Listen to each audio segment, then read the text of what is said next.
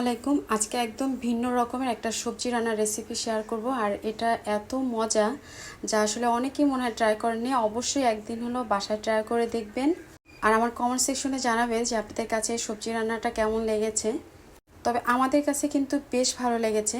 তো এর জন্য আমি একটা বেগুন নিয়েছি। প্রথমে বেগুনটা হাফ করে আর কি কেটে নিয়েছি। তারপরে গাজর দিয়ে দিলাম, টমেটো দিয়ে দিচ্ছি 2টার মতো, আলু, তারপরে বরবটি, পেঁয়াজ, কয়েক টুকরা কাঁঠালের বিচি পরিষ্কার করে তারপর এখানে আমি দিয়েছি। আর দিয়ে দেবো এখানে আমি বাদাম, বাদাম এবং কাঠবাদাম সেটা দিয়েছি, দারুচিনি আর তেজপাতা দিয়েছি। অবশ্যই কিন্তু এই বাদামটা দেওয়ার চেষ্টা করবেন। আর দিয়ে দিচ্ছি 1 চা চামচ জিরা। তারপরে দিয়ে দেবো 1 কাপ পরিমাণে পানি দিয়ে একটু নেড়েচেড়ে মিশিয়ে একটা সিটি দিয়ে চুলার উপরে রেখে দেব যতক্ষণ না পর্যন্ত প্রেশারটা আর কি শেষ হচ্ছে। ঢাকনা খুলে আমি এখন আমার সবজিগুলো, টমেটোর উপরে যে খোসাটা সেটা তুলে ফেলে দিব, আর বোটাটাও একটুখানি ফেলে এটা আলাদা করে নেব, আর সবজিগুলো আলাদা করে ফেলবো। এই সবজিটা একেবারে ডিফারেন্স একটা সবজি রান্না, আপনারা একবার হলো ট্রাই করবেন। এখন যে সবজিগুলো ছিল মানে টমেটো, পেঁয়াজ, দারচিনি, এটাকে আমি একদম ঠান্ডা করে তারপর পেস্ট তৈরি করে নেব। আর যে সবজিগুলো একদম ছোট ছোট করে কেটে ফেলবো। আর বাসায় ট্রাই করার পরে যদি আপনাদের কাছে ভালো লেগে থাকে ভেজিটেবল রান্নাটা, তাহলে প্লিজ রিকোয়েস্ট থাকলো আমার চ্যানেলটি সাবস্ক্রাইব করার। আর আমার এই সবজি রান্নাটা কিন্তু একেবারে ভিন্ন ধরনের। তো সবসময় একঘেয়েমি যে সবজির থেকে একটুখানি আলাদা, অনেক থিকনেস হয় এই সবজিটা। আর এটা লুচি, রুটি, পরোটার সাথে মানে একটা অসাধারণ একটা রেসিপি। কথা বলতে বলতে আমার সবজিগুলো সব কাটা হয়ে গেছে। এখন তেলের ভিতরে হালকা করে একটু ভেজে নেব সবজিটা, মানে 2-3 মিনিটের মতন একটু আমি তেলের ভিতরে ভেজে নেব। তারপর উঠিয়ে নিচ্ছি। যে তেলটা ছিল এখানে আরেকটু তেল অ্যাড করে দিব। তারপর দিয়ে দিচ্ছি পেঁয়াজ কুচি, 3-4টার মতো পেঁয়াজ কুচি করে এখানে দিয়ে একটু ভেজে নেব। দিয়ে দিচ্ছি লবণ পরিমাণ মতো। যখন পেঁয়াজটা একদম নরম হয়ে আসবে তখন এর ভিতরে আস্ত জিরা দিয়ে দিব 1/2 চা চামচের মতো।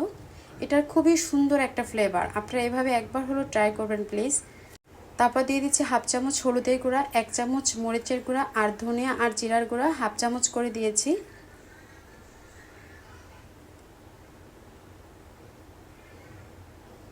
এখন যে মশলাটা আমি ব্লেন্ডারে পেস্ট তৈরি করেছি পুরো মশলাটা এখানে দিয়ে দেব। এখানে কিন্তু বাদামও আছে।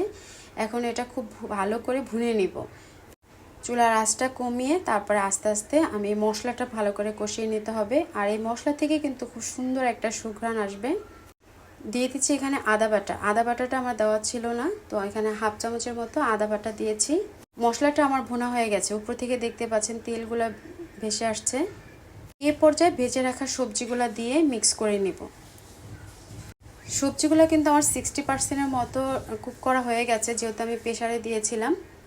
বাকিটা চুলাতে আর কি সিদ্ধ করে নিব। তো ব্লেন্ডার ধুয়ে আমি এখানে 1 কাপের মতো পানি অ্যাড করে দিলাম।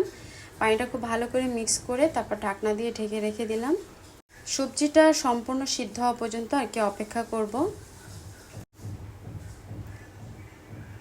আর মাঝে মাঝে ঢাকনা তুলে নেড়ে চেড়ে দিব। যখন সবজিটা প্রায় হয়ে আসবে তখন এখানে দিয়ে দিচ্ছি মটরশুঁটি। এটা ডিপ ফ্রিজে আমার সংরক্ষণ করা ছিল, হালকা বয়েল করে তারপর আপনার ডিপ ফ্রিজে এটা রেখে সারা বছর খেতে পারবেন। তো দিয়ে দিচ্ছি কাঁচামরিচ কুচি। এখন দিয়ে দিচ্ছি গরম মশলা, 1/2 চা চামচের মতো গরম মশলা, আর 1/2 চা চামচের মতো টালা জিরার গুঁড়া দিয়ে দিলাম। এবার আমি খুব ভালো করে একটু মিক্স করে নিলাম। আর দেখতে পাচ্ছেন আমার সবজিটা একদম ডিফারেন্স কিন্তু। এখন এর ভিতরে আমি অ্যাড করে দিব ধনিয়া পাতা কুচি। ব্যাস তৈরি হয়ে গেল আমার ভিন্ন রকমের একটা মিক্সড ভেজিটেবল। আশা করছি না, এটা আসলে আমি সবার কাছে প্রত্যাশা করছি আপনাদের সবার কাছে ভালো লাগবে। আর রান্নার শেষে না আমি 1 চিমটি পরিমাণে চিনি অ্যাড করেছি। আপনাদের অনেকের কাছে হয়তো এটা ভালো লাগবে না, সেজন্য আর কি শেয়ার করলাম না। তবে আপনারা 1 চিমটি পরিমাণে চিনি দিয়ে এটা খেয়ে দেখবেন, অসাধারণ একটা রেসিপি। আর এটা আমি রুটির সাথে খেয়েছি। এটা টেস্টের ব্যাপারে বলতে আমার জীবনে বেস্ট একটা ভেজিটেবল খাওয়া। তা আজ পর্যন্ত, আল্লাহ হাফেজ।